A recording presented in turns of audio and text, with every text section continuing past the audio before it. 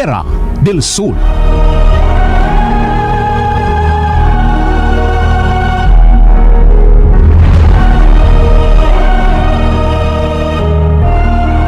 Atong higala mo, kay magkahatag sila og saktong tubag. Diyan ang imong mga pangutana.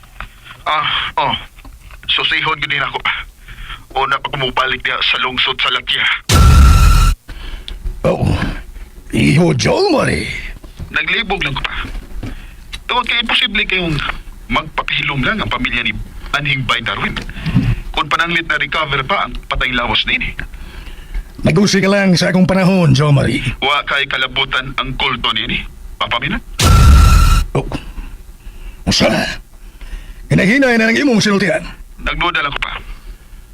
Nagduda lang ko. Bye, Iho Jolmari. Huwag akong maibaw kung nasahon ka sa pagmanipulate, Jolmari. Sir Pingüelsa, Impacto General.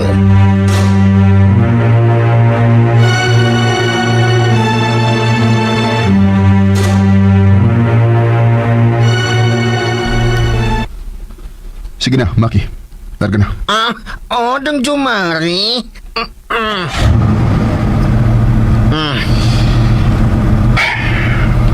Hala, ngano ka dong?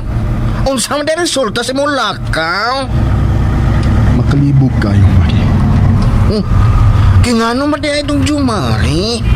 Na-recover na kuno nila ang patay lawas ni Anhing Bay Darwin. Apan, gidiretso na kuno sa paglubong dito sa sementeryo sa lungsod sa La Castillon. Di ay? Pero, kuwang ko sa pagtuo, Maki. Kingano man di ay? Unsa day imong gituhuan dong? Dili lang unta ni tinuod ang niya sa kong nahuna, Maki. Dong Jumari? Dili lang gid unta tinuod ang akong pagduda. Ha? Kaya unsa man di ay imong mga pagduda dong Jumari? Ha? Unsa man di ay?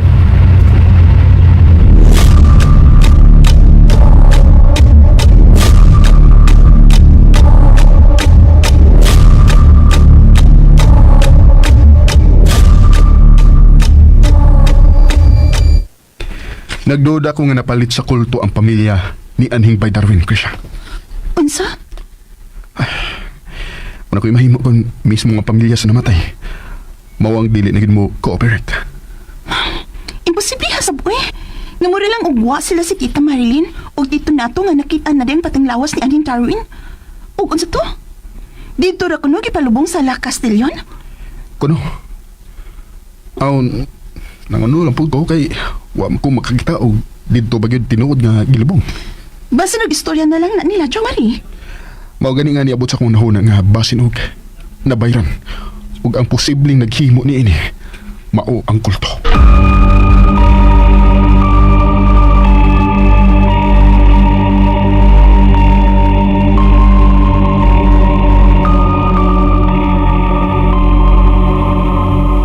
Naghisgot amang yun og kulto.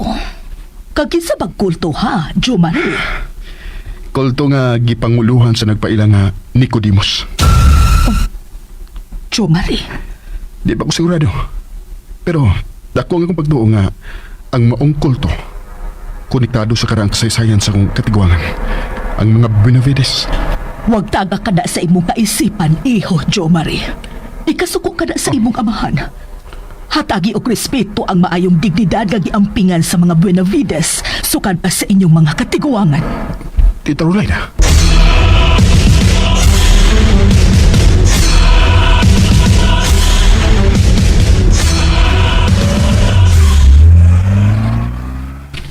Ay, usahay makaingon ko nga nasubrahan na sab si Jo Marie, iya, Krisha. Maulaki, Mami. Pero ito ang naagit siya'y prinsipyo nga gusto niyang barugan. Pagkatang magilangkit siya, iha, maminaw magyud to nimo. Yes, Mami. Nindot ang reputasyon sa ilang pamilyang Benavides. Tinamod o tinahod sa sektor sa negosyo lokal man o abroad. Pero kadang iyang ilink niya sa kulto, unfair pod kaayo. Aluoy ko ni Menard. Mami Rolaida.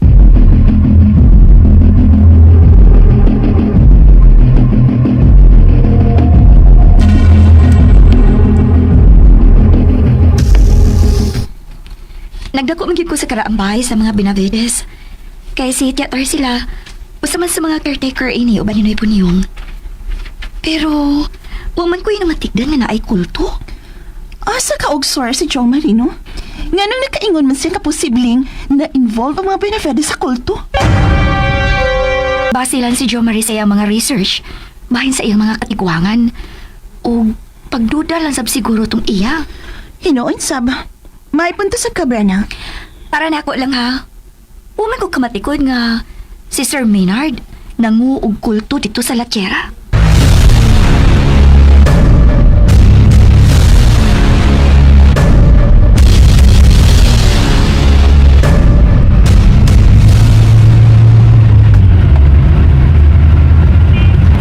Ayaw lang kong kasukot ng Jumari, ha? Pero unfair man good kung pasangin lang mo si Sir Maynard nga leader o kulto. Maki, Mayong tao ba yung imong amahan? Maunay ako pag-ilagang Sir Maynard. oh, hinoon.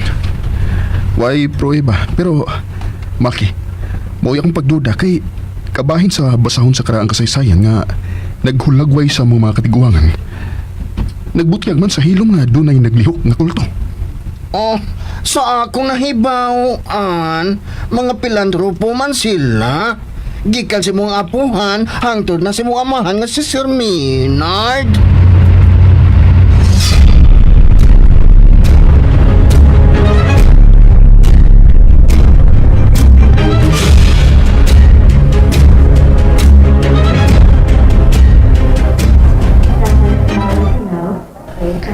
Salamat kay ni Sanong ka sa kung gusto may tabo. Aron mo'y mabantay ni Punyong dinhi sa ospital. Okay ra. Ulipon rabi ako sa mga Benavides. Kana, makamao kang mo lugar kung asa kang dapitan na iangay. Naglibog lang ko. Usay mong nalibkan.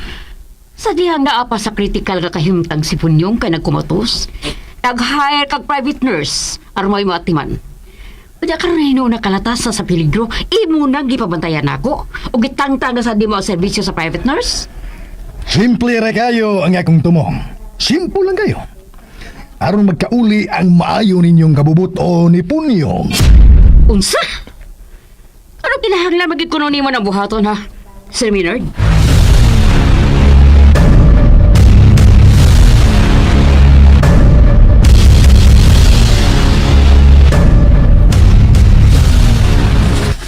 Sa imong una-una, Punyong.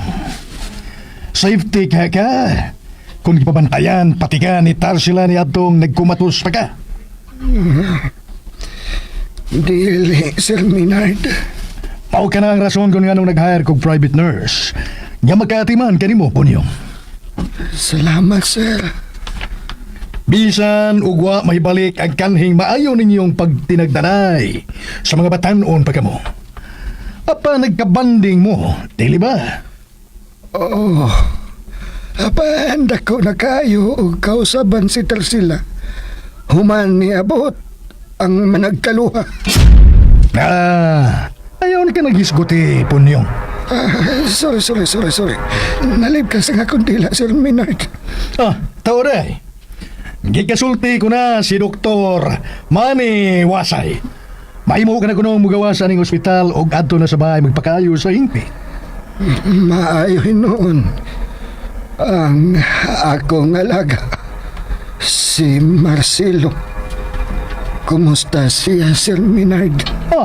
Huwag ka ba na isultihin ni Tarsila? Wa. Hingpit ng usa kimangtas si Marcelo. Uman makapatay ug usa sa mga batanong bisita ni Iho Joe Marie sa karaang bahay sa mga Benavides. Unsa? Napatay niya si Darwin. Natuman gudi ay ang gipanagna sa karaang basahon. Nga mutumaw ang usa ka tumbaga sa pamayhon sa usa ka mortal. Apan ang kasing-kasing iya sa dili mahulagway nga bangis kayong mananap. Punyong, hinay-hinay nang natuman ang timailhan alang sa katumanan unya sa propesiya. Sir Minard, Gano punyo? nakita ko karon sa imong naong ang tumang talang Punyo. Sir, uli punuyamot lamang ako.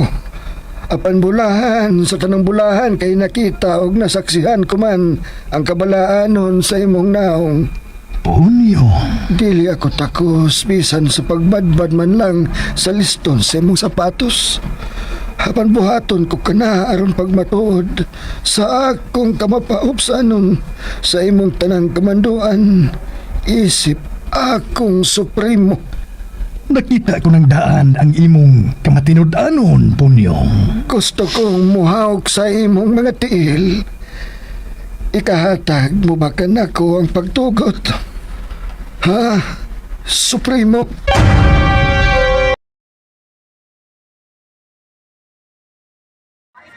And ayan guys, doon galing na lang sa Paisa Chiraders del Sur for today's episode. February 26, 2025. Okay, busy man ko guys. Ako lang ni ibilin diri guys nga mag-record. Maligo ko guys kay mangumpra ko og barbecue honon.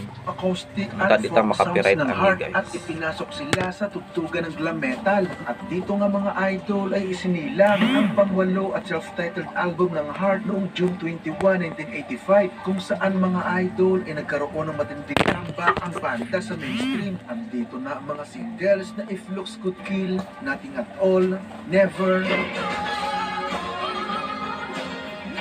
Maligo sa ako guys kay mangumpra ko barbecue no o gamay nga mga tinda sa akong mini sari-sari store.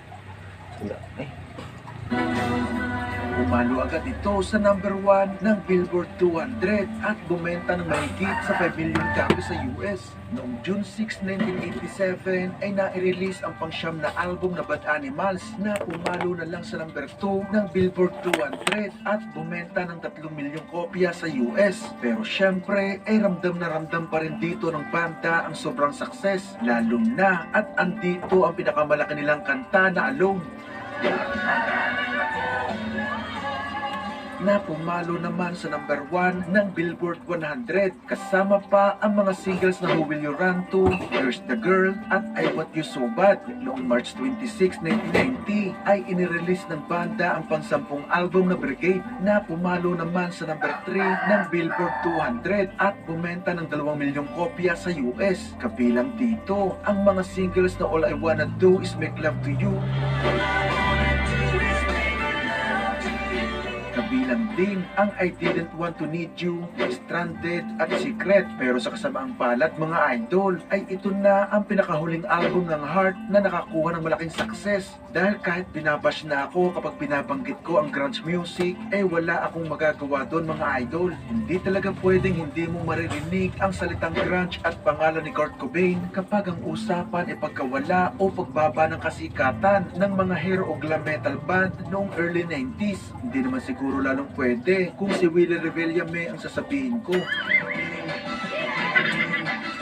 Sa sunod na album ng Heart noong November 16, 1993 na Desire Walks On kung saan ay nakasama nila ang vokalista ng Alice in Chains na si Lynn Staley sa isang cover song dito ay pumalo na. From Aklat PH guys, ilang i-feature ang success no sa banda nga Heart ang nagpasikat sa kanta nga Alone. Project na magkapatid na Ann at Nancy na Love Mongers noong 1997 at ito na nga ang naging dahilan ng hiatus ng bandang Heart.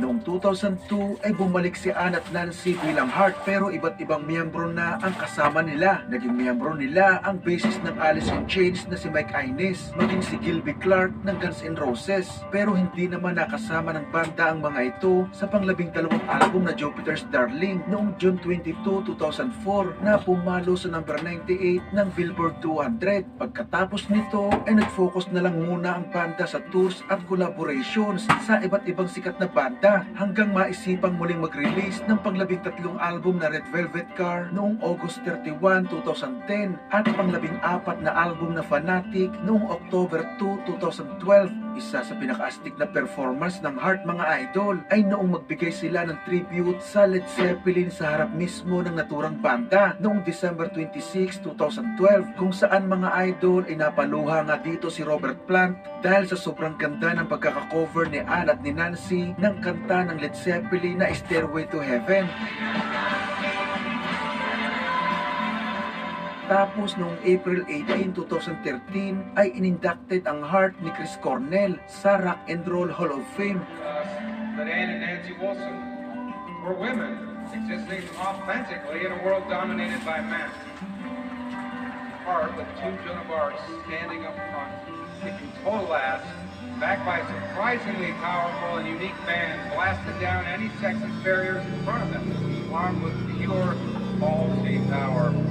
Noong July 8, 2016 ay nai-release naman ang pinakahuling album ng banda na Beautiful Broken pero nasundan ito ng insidente na muntik ng sumira ng magandang samahan ng magkapatid na sina Ann at Nancy dahil naaresto ang asawa ni Ann na si Dean Wetters sa pananakit sa kambal na anak ni Nancy. Nangyari ito mga idol habang nagsasagawa ng konsyerto ang banda dahil dito ay hindi nag-imika ng magkapatid hanggang matapos ang kanilang tour at nasundan na nga ito ng panibagong hiatus ng Heart at pagkakaroon ng kanya-kanyang solo project ang magkapatid. Pero ganun pa man noong March 2019, muli nagsama ang magkapatid at binuo muli ang bandang Heart at tumugtog ang mga ito sa Love Rock Benefit Concert kasama ang bago na namang line-up ng banda. Nasundan pa ito ng ilang konsyerto bago matapos ang taon ng 2019. Sa kasulukuyan mga idol ay walang naka-schedule na tour ang banda pero sinigurado naman ni Ann Wilson na magkakaroon sila ng 50th anniversary tour sa taong 2023. Sa kabuuan ay nagkaroon ang Heart ng 15 studio albums, 9 na live albums, 9 na compilation albums, 35 music videos at 64 na singles. Hindi ko na naisa-isa mga idol ang lahat na naging miyembro ng banda dahil sa totoo lang ay mahigit sa 40 katao ang naging miyembro ng bandang Heart sa loob ng halos 50 taon. Bumenta ang banda ng mahigit sa 35 million records sa buong mundo kaya isa lang na salita ang masasabi ko mga idol para ilarawan ang banda, legendary at ang kanilang mga awitin ay mananatiling kasama sa mga halimbawa kung gaano kaganda at kaastig ang musika natin noong araw. Mga awiting timeless at hindi basta-basta mabubura sa ating mga alaala. Nagustuhan mo ba ang video natin ngayon? Kung oo, ay huwag mong kakalimutan mag-subscribe at i-click ang notification bell para lagi kang updated sa mga bagong kwento na tatalakay sa mga paborito mong banda. Paki-like na rin itong video bilang suporta sa ating channel. Maraming salamat sa inyong panonood. Inextrahan sa busog with extra rice ang mag-savor sulit busog meals.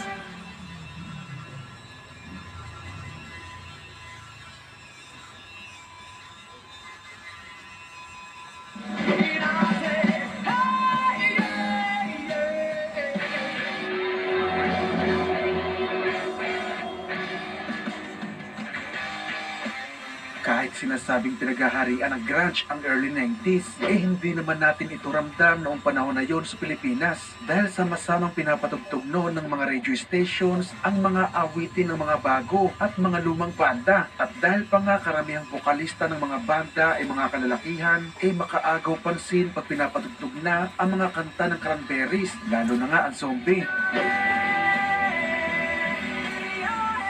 Andyan din ang mga kanta ni Alanis Morissette tulad ng You Oughta Know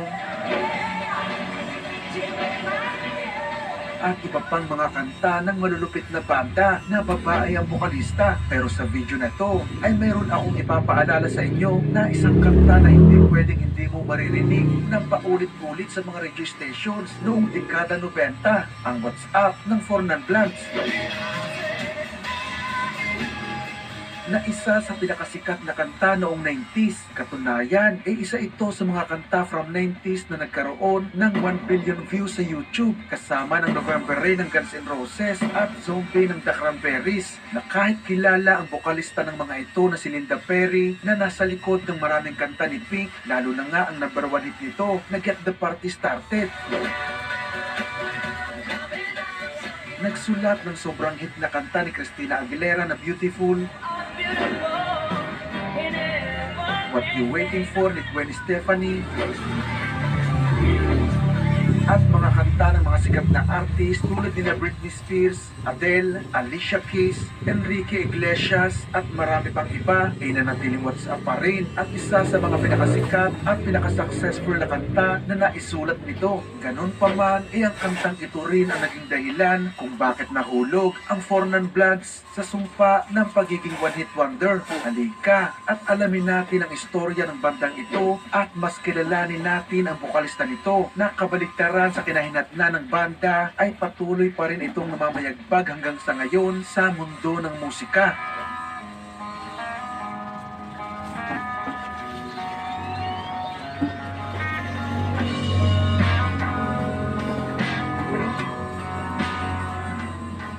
Noong April 15, 1965 ay ipinanganak si Linda Perry sa Springfield, Massachusetts. Hindi naging madali ang buhay nito dahil sa unang 2 taon ng kanyang buhay ay nagkaroon ito ng problema sa kanyang bato at minsan ang sinabi ng mga doktor na hindi ito makaka-recover ng maayos, pero nalampasan niya naman ito sa mga sumunod na taon. Noong maging teenager si Linda ay naguluhan ito sa sariling sexualidad na dumating pa nga sa punto na binalak nitong kitilin ang sariling buhay, pero noong nakaligtas ito sa muntik ng pagkamatay ay nagsimula na rin itong tanggapin na isa siyang lesbian. Nasundan naman ito ng panibagong dagok noong maghiwalay ang kanyang mga magulang at dito ay mas pinili ni Linda na mamuhay mag-isa sa kalsada kung saan ay natuto siyang gumamit ng droga. Naging lulong ito sa ipinagbabawal na gamot, pero noong isang beses na mahulog ito sa building na naging dahilan ng pagkabali ng kanyang collarbone ay nagsimula itong baguhin ang sarili, lalo na at tinulungan siya ng kapatid na gitarista para mapahilig sa musika. Naging bokalista ito ng ilang banda, pero lagi siyang natatanggal dahil hindi umano gusto ng mga bandang ito ang style ng kanyang pagkanta. Kaya naisipan itong lumipat sa San Francisco noong 1986 sa edad na 21. Samantala, sa kabilang banda sa San Francisco ay roommates naman ang gitarista si Shona Hall at bassist na si Krista Hillhouse. Sumali ang mga ito sa isang banda kung saan ay nakilala ng mga ito ang drummer na si Wanda Day,